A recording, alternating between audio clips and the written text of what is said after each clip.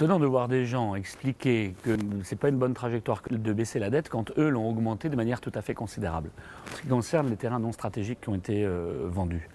D'abord, dans le mandat précédent, il en a été vendu beaucoup plus que pendant mon mandat. Secondo, je réponds en vendant un certain nombre de terrains à la loi qui nous oblige à produire un certain nombre de logements sociaux sous peine d'amende. Et d'amendes qui sont importantes. À Saint-Raphaël, par exemple, c'est 2,7 millions d'amendes par an.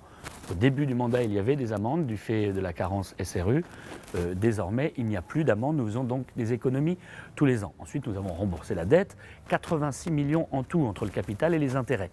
86 millions alors que les ventes correspondent à 45 millions. On voit bien donc que c'est un argument fallacieux, qu'il y a eu beaucoup plus de remboursements que de terrains qui ont été vendus pour produire, entre autres, du logement social. Donc je crois qu'il faut en fait dans ce domaine-là avoir une politique maîtrisée, une politique raisonnable.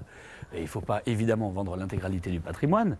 Il y a des terrains stratégiques et nous en avons acheté d'ailleurs. Nous en avons même sauvegardé un certain nombre à travers un hameau agricole qui permettra aux producteurs locaux, aux agriculteurs de produire, dans la Vallée Rose en particulier. Bref, il faut avoir une politique raisonnable. Je crois que c'est ce que j'ai fait.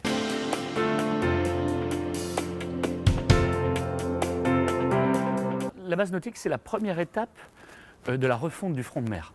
Donc ce n'est pas anodin, c'est important et dans les années à venir, on va traiter notre joyau qui est le front de mer et nous allons le faire évoluer positivement en l'embellissant, en le rénovant, en le modernisant. Il y a un élément dont je crois qu'il est majeur pour l'avenir, c'est la sortie de la saisonnalité. Il faut faire en sorte que d'un point de vue commercial, d'un point de vue économique, notre ville puisse fonctionner aussi en dehors de la période estivale. Et pour cela, il faudra équiper notre ville, structurer notre ville différemment, peut-être en ayant un certain nombre d'équipements qui pourraient faire venir des touristes à l'année. On a parlé d'un aquarium. Je laisserai la place à la concertation pour discuter de tout ça, mais ça peut être quelque chose de majeur. Il nous faudra travailler sur la formation professionnelle. Aujourd'hui, nos jeunes sont obligés de partir de notre pays, de notre cité, pour aller à Aix-en-Provence, pour aller à Paris, pour aller je ne sais où, pour étudier et pour se former et pour ensuite obtenir un emploi. Il faut qu'on puisse se former ici, sur le territoire, dans la CAVEM. Et en partenariat avec la CAVEM, nous avons l'ambition de créer de la formation supérieure, probablement un pôle universitaire. Nous avançons sur ce terrain-là. Je crois que c'est important. Continuer à agrandir un certain nombre d'écoles, je pense à Caïs en particulier, continuer à rénover notre voirie, probablement faudra-t-il créer une nouvelle école. Nous allons ramener des services publics dans le centre-ville pour essayer de faire en sorte que ce centre-ville se dynamise encore sur la place Paul Vernet avec un centre administratif où les services seront rassemblés, ce qui créera du flux, ce qui créera normalement de l'action en quelque sorte dans notre centre-ville. Bref, beaucoup de choses afin de poursuivre l'effort que nous avons entamé. Sur la partie non naturelle de la base nature, il y a un vrai projet. Un vrai projet parce qu'aujourd'hui nous avons des services techniques qui ne sont pas à la hauteur de ce qu'ils devraient être. Donc il nous faut pour nos agents, pour la ville, des services techniques performants, neufs.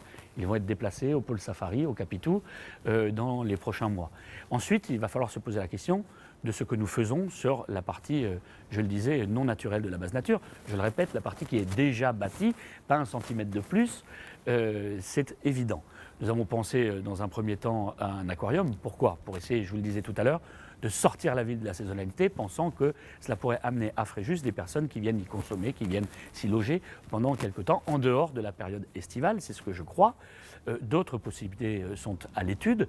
Je laisserai le temps au prochain conseil municipal de se déterminer sur ce sujet, en adéquation, en partage d'informations, en discussion, en concertation avec les Fréjusiens.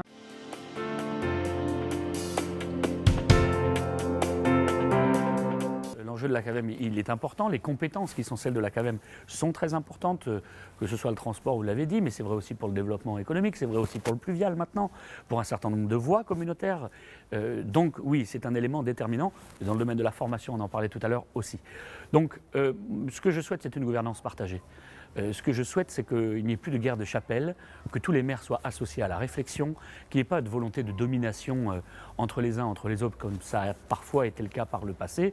Aujourd'hui, il faut une gouvernance partagée pour faire avancer ce territoire. Nous avons déjà, avec la CAVEM, avec le maire de Saint-Raphaël, un certain nombre de projets en commun dans le domaine du sport. Il y aura un stade bientôt à Fréjus et d'autres équipements structurants dans la ville voisine. Bref, il faut travailler, oui, en bonne intelligence.